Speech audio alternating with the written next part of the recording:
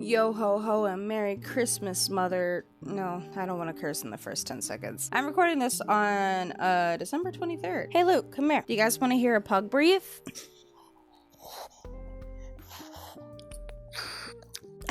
There you go. There was that. You will now hear him in the background because he's very confused as to why I'm not petting him. Anyways, well, this is taking a surprising turn. I noticed lately that the decade-old DreamWorks movie Rise of the Guardians has been resurfacing lately. I don't think newbies realize just how much of an impact this movie has had on fandom culture and future animators alike, including me.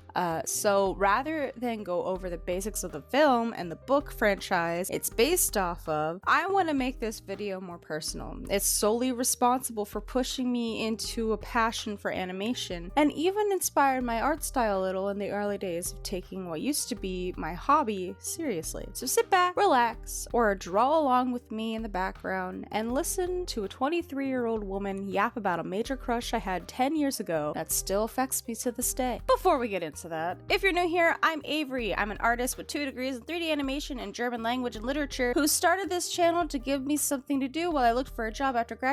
I pretty much talk about whatever I want while a playback of me drawing plays in the background. If you like what you see and hear, give this video a like and subscribe to my YouTube channel. If you want to hang out with me live, you can also head over to my Twitch channel where I stream at least twice a week. Let's get into the video. For those of you who don't know, Rise of the Guardians, or ROTG, is an animated film by DreamWorks that can basically be described as Avengers for kids. It has an all-star cast unlike any other animated film of its time and had so many details. I'm pretty sure that even if you comb through every single frame for 10 years, you still wouldn't find every detail meticulously added into the film. The director of this film, Peter Ramsey, will go on to co-direct one of the best animated movies of this decade, Spider-Man Into the Spider-Verse, and go on to be one of the executive producers of its sequel. Guardians was his passion project, and you can definitely tell. He was also the first African-American man to have directed a big-budget animated film. So, Peter Ramsey's kind of a big deal. I said some huge stars voiced the characters in this film, and I wasn't joking. Jack Frost is voiced by Chris Pine, Santa's voiced by Alec Baldwin, the Tooth Fairy is voiced by Isla Fisher, the Boogeyman is voiced by Jude Law, and the fucking Easter Bunny is voiced by none other than Mr. Wolverine himself, Hugh Jackman. Jackman, who was fresh off a set of Real Steel when he started recording this film, suggested the cast and directors offer his young co-star Dakota Goyo the audition of the main child in the story, and thus Dakota Goyo became Jamie Bennett. And this was all before the fad of putting huge names into animated movies for the hell of it. Before Chris Pine, Leo DiCaprio was supposed to have the role of Jack, but instead it went to Chris because Leo was too busy or something. Little me would have gone crazy over that, by the way. I had such a huge crush on Leo DiCaprio in the day. So what the hell is going on? Well, the important mythos of childhood innocence, Santa Claus, known here as North, the Tooth Fairy, the Easter Bunny, and the Sandman make up a team called the Guardians of Childhood, and these guardians have the job of protecting the innocence and safety of the world's children. They each have their own theme that they protect as well.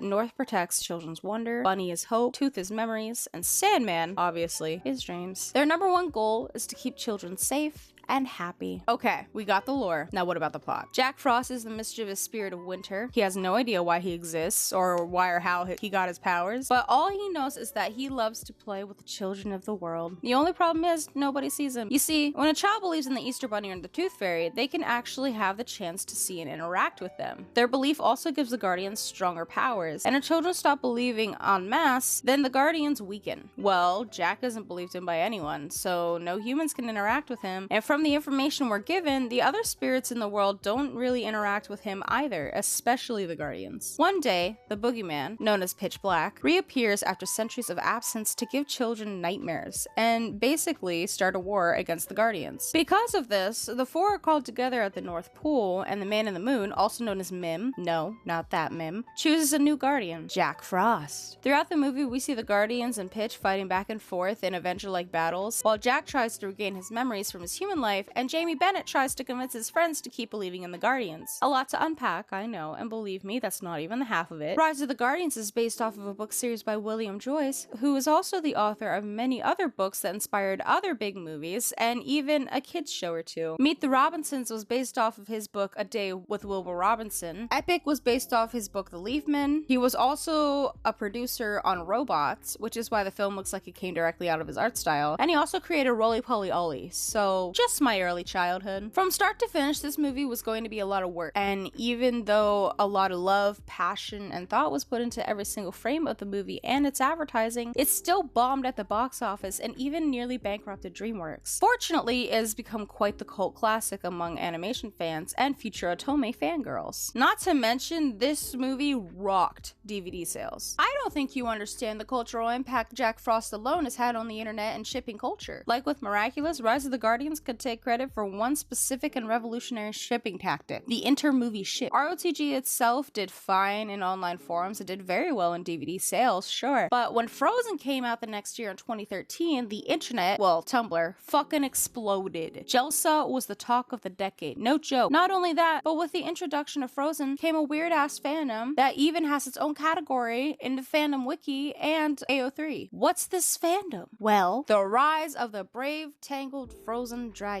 I wasn't really into it when it was in its prime because I wasn't into cringe things back then. Younger me would want to kill the current me. But ROTBTFD was so huge, there were even panels at conventions for them. There were fanfiction tomes made from this shit. Fandom wars on whether or not Jelsa would be more canon or if Hiccup and Jack would be gay for each other. It was wild. They even brought Harry Potter into it by making fanfics about Merida, Hiccup, Jack, Elsa, and Rapunzel being in fucking Hogwarts. Then there were fights over which character would be in which house. Shit was insane. Not to mention, Jack Frost appeared around the same time as Bieber Fever, so Jack was the it boy of animation. Aw man, you just had to be there. I read my first smut fic because of my huge crush on Jack Frost. I didn't even know was. I had no clue what I was reading. I just knew I liked it. Something was awakened that day at 12 years old. Sometimes I wish I had marked it on the calendar so I could go back and reread that fic every year. I think I still remember it. It was a deviant art fic of all things. And let me tell you, I had frost fever bad. I was entranced. Every boy that had blue eyes made me swoon. Anyone who had similar hair had me blushing. Maybe Jack Frost is the reason my blue-eyed twink obsession exists and why I loved Justin Bieber so much at that age. Anyways, if we could get serious for a few minutes. I was a deeply depressed and anxious kid around the time this movie came out, and even though I didn't get into the movie until a few months after its theater release, and I don't remember much of my childhood before or after that point, I can say that I remember this film so fondly because it was my escape. I try not to talk about it very often, but my dad was schizophrenic. He was a great and normal dad for about a decade, but after his second military deployment to Iraq was over, he was never the same. Suddenly, he would say random things out of nowhere, get angry over nothing, accuse us of doing things we didn't. It was no longer safe for me and my brother to be alone around him. He would suddenly get up, pack his bags, and leave the house without saying anything. One time, he was gone for an entire month, and I remember just seeing him again when I came home from school, and he acted like nothing happened. Then one day he had a mental break,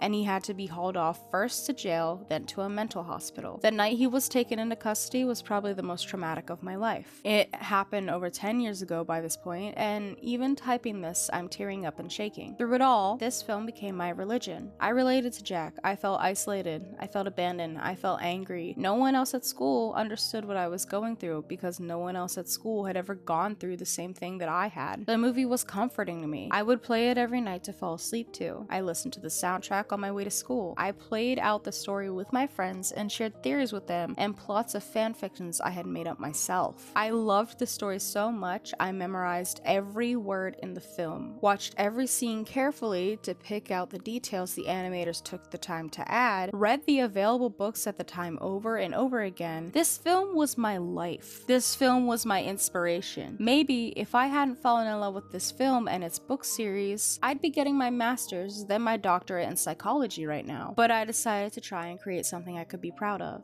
And this movie showed me how much I wanted that. If Peter Ramsey or William Joyce ever end up watching this video, which I highly fucking doubt, I want to say thank you. From the bottom of my heart, no one truly understands what this movie did and still does mean to me all these years later. I might not be in the industry right now, but I hope I can make something, anything, as beautiful and impactful and meaningful as this film was to me. Sappy, I know, but that's how I feel. Like I said, there is a book series, and I've read every single one of them except for the Jack Frost one, because that one came out right after my obsession with the franchise died down and I got into anime. Plus, I really just didn't want it to end.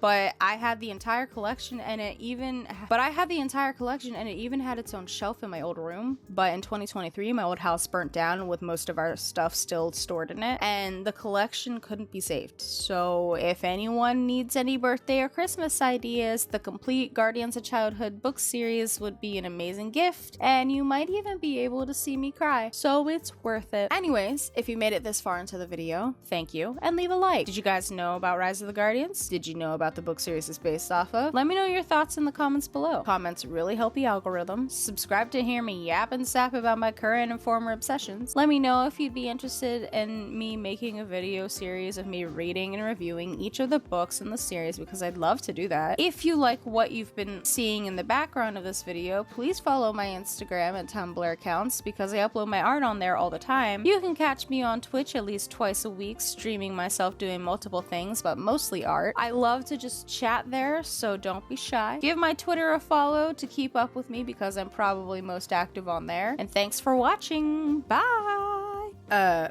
Really short fucking video. Sorry about that. It is Christmas after all, so, you know, I have to be mindful of my time. Plus, I just remembered that I forgot to get my brother his gift. So... But it's a simple gift, so I can just go out and buy it, like, right now. Yeah. I think I had more to say about this movie, but I didn't know how to say it, and also I think that would be a very long video, so I don't know if I'm actually going to make that video, but I do want to make a review of each book, talk about stuff in it. There's a lot to say about William Joyce too, and that's all I'm going to say about that. Yeah, I was very active in this fandom when I was younger. It was my first fandom. I was obsessed with it. I don't remember really interacting with a lot of people. I do remember having some pretty popular fanfics on fanfiction.net back in the day, and on Quotev. That's how you know I was in the OG fandom, right? So I did write a lot, and this series also helped me with my writing, and I'm grateful for that. It took a lot of inspiration from Bill Joyce. I don't know what else to say, so I'm just not gonna say anything. So, thanks for watching. Thanks for watching this part. See you guys in the next video. Merry Christmas and Happy Hanukkah and Happy Russian Christmas and Happy Kwanzaa? I don't know what I'll celebrate in December. Anyways, bye!